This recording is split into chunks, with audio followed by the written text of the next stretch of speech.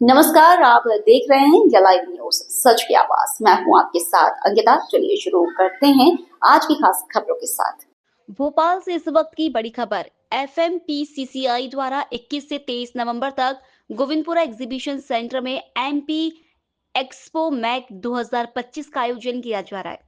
3 दिवसीय इस बड़े औद्योगिक मेले में मध्य प्रदेश के 100 से ज्यादा उद्योग एक ही मंच पर अपनी तकनीक और प्रोडक्ट्स प्रदर्शित करेंगे। भेल, BML, रेलवे, रक्षा मंत्रालय और कई मल्टीनेशनल कंपनियां भी इसमें हिस्सा लेंगी। एक्सपो में buyer seller meet, startup session, technology innovation और वर्कशॉप आयोजित होंगी। अमेरिका, ताइवान, जर्मनी सहित कई देशों के व्यापारी भी शामिल होंगे, जिससे इंटरनेशनल ट्रेड को बढ़ावा मिलने की उम्मीद है। फेडरेशन का दावा है कि करीब 1000 करोड़ रुपए के बिजनेस अवसर बन सकते हैं। FMPCCI अध्यक्ष दीपक शर्मा ने उद्योगपतियों से अधिकाधिक भागीदारी की अपील की है। यह आयोजन प्रदेश में औद्योगिक विकास का बड़ा कदम माना जा रहा है। राज्य है, ऐसे रूस का एक राज्य है, उसके साथ फेडरेशन ने small and chamber of commerce and industry, रूस का एक राज्य है, उसके जो चैम्बर के प्रेसिडेंट हैं वो इसमें आ रहे हैं। एक बड़ा प्रतिनिधिमंडल साथ में लेके आ रहे हैं।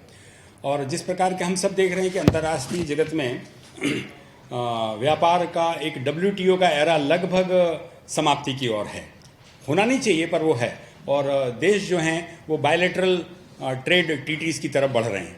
और उसका अभी सबसे बड़ी लीड जो है, दुर्भाग्य से कहें, वो अमेरिका ने दबाव की नीति के तहत वो पिछले 3-4 महीने से सारे देशों को बाध्य कर रहा है, अपने अपने टर्म्स के आधार पर उनको करें। भारत के ऊपर भी हम सब ने देखा है कि उसने काफ़ी टैरिफ्स लगाए हैं, चाइना के ऊपर भी लगाए, अन्य देशों के ऊपर भी लगाए, वो 1 to 1 सबसे इस प्रकार की बात कर रहे हैं। तो इस अवस्था में भारत के लिए, भारत के उत्पादकों के लिए ये आवश्यक है कि वो अमेरिका के बाहर, अमेरिका के अतिरिक्त और अन्य बाजार खोजें, और उन बाजारों को खोजने में जहाँ जहाँ हमारे प्रोडक्ट्स जा सकते हैं उनकी संभावनाओं के बारे में एक्सप्लोर करें। तो ये एक तरफ प्रोडक्ट का डिस्प्ले है जो यहाँ की इंडस्ट्री करेंगे। उसके अलावा बहुत सारे ऐसे उद्योग लोग हैं जो उसमें एज ए एग्जीबिशन में पार्ट नहीं कर रहे हैं, परंतु वो बायलैटरल B2B में भी डिस्कशन करने इन लोगों के साथ वहाँ उपलब्ध रहेंगे।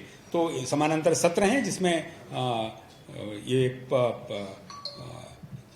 टैरिफ एरा में जिस प्रकार का दौर की बातचीत चल रही है, बायलैटरल टॉक्स चल रही है, इसमें एक जनरल अवेयरनेस भी लोगों को पता चले कि क्या घटनाक्रम चल रहा है और हम अपने आप को किस प्रकार से उसमें अपने इंडस्ट्री को किस प्रकार से प्लेस करें और कहाँ कहाँ किस प्रकार के नए वेंचर्स मार्केट हो सकते हैं। तो एक बड़ा पहलू है। एक एपिक करके संस्था है, उसके 4 के लगभग समूह के लोग बाग हैं जो उसमें सम्मिलित हैं, जो इन्वेस्टमेंट के लिए यहाँ अपना फंड लेके आ रहे हैं। और आप सब ने देखा होगा टेलीविज़न वगैरह पे जैसे शार्क टैंक वगैरह होते हैं, स्टार्टअप की जो फंडिंग करते हैं, तो जो अपना आइडिया उनको समझा सकते हैं उसमें वो फंड करेंगे। अब ये सारी चीज़ों का एक महत्व इसलिए है कि हम सब, भोपाल हमें राजधानी में है, इसके पहले हमने GIS इंदौर में देखा है, भोपाल में देखा है। तो एक होती है भीड़, उसमें शासन के प्रयासों से लोग तो बहुत सारे इकट्ठे हो जाते हैं, पर वो ऐसा है बरसात का पानी आया और बह गया, उसमें क्या लाभ हुआ है बहुत कम पता चलता है।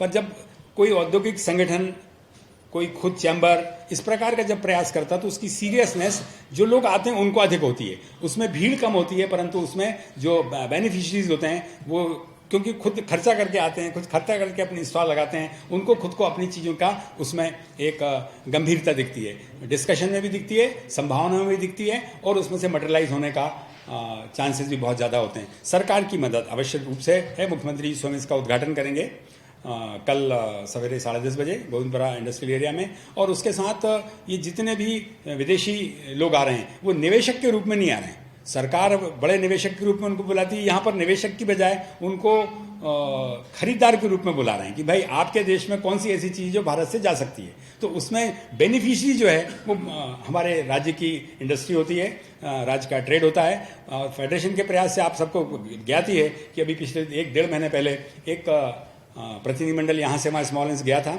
और उसके जाने के बाद की प्रक्रिया में जिस प्रकार से हुआ, उसमें 1 कंटेनर राइस भोपाल से गया, यहीं का ब्रांड बन के गया, और वो पूरा रशिया में चावल के रूप में उसकी प्रोसेसिंग, उसकी पैकिंग, उसकी डिजाइनिंग सब यहाँ से हो रही है। वो देश में एलिसेनो शुरू हो रही है, आपके बिजनेस से भी जुड़े हुए हैं, पूरे एलिसेनो को किस रूप में देखें? कहीं ना कहीं बहुत ही अच्छा प्रयास है सरकार द्वारा, क्योंकि क्या है, कहीं ना कहीं आज की तारीख में किसी भी फील्ड के या कहीं भी कोई काम कर रहा है तो समय का अभाव है।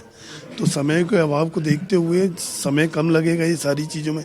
जैसे पचमढ़ी का ही लिखा है कि आई थिंक आधे घंटे में उसमें अपन पचमढ़ी पहुंच जाएंगे, ओंकारेश्वर 20 मिनट में पहुंच जाएंगे। कहीं समय में एक अभाव। दूसरा ये कि जो हमारे सीनियर सिटीजन हैं जिनको सफ़र में किसी भी रूप में तकलीफ होती है, उनके लिए बहुत महत्वपूर्ण रहेगा। किराया 2500 से लेकर 6500 रुपये, आपको लग रहा है ठीक है? देखिए, किराया तो अमेंड एक बार होगा ज़रूर। एक बार इनिशियल स्टार्ट किया है, क्योंकि कहीं ना कहीं 6500 तो पर पर्सन वो है, लेकिन उस तरह की सुविधा भी है। कहीं ना कहीं आप जा रहे हैं, बाय कार जा रहे हैं, कुछ कर रहे हैं, तो 1000-2000 तो वैसे ही खर्च कर देता आदमी, खाने में करेगा या जो भी करेगा। और जो यहाँ से पैकेज लेके जाएगा तो होटल में खाना है, रास्ते में 4 घंटे 5 घंटे सफ़र करेगा, 1000-2000 की कोई वैल्यू नहीं। तो मेरे हिसाब से कोई ऐसा प्राइसिंग वाला इफेक्ट नहीं आएगा। सरकार मध्य प्रदेश को टूरिज्म के क्षेत्र में आगे बढ़ाने का लगातार प्रयास कर रही है, तो ये बड़ा कदम, बहुत बड़ा कदम है। और टूरिज्म कहीं ना कहीं मध्य प्रदेश में अपन देख रहे हैं कि अपन सभी लोग एमपी टूरिज्म में जब पहले होटलों में जाते थे, ना कोई सुविधा थी ना कुछ थी, आज का बिल्कुल वही चेंज हो गया, पूरा ग्राफ ही चेंज हो गया। सारे होटल्स वगैरह को सब अच्छा करते और इकोनॉमिकल रेट पे रूम्स वगैरह अवेलेबल करवा रहे हैं। तो कहीं ना कहीं टूरिज्म के क्षेत्र में मध्य प्रदेश बहुत आगे बढ़ रहा है।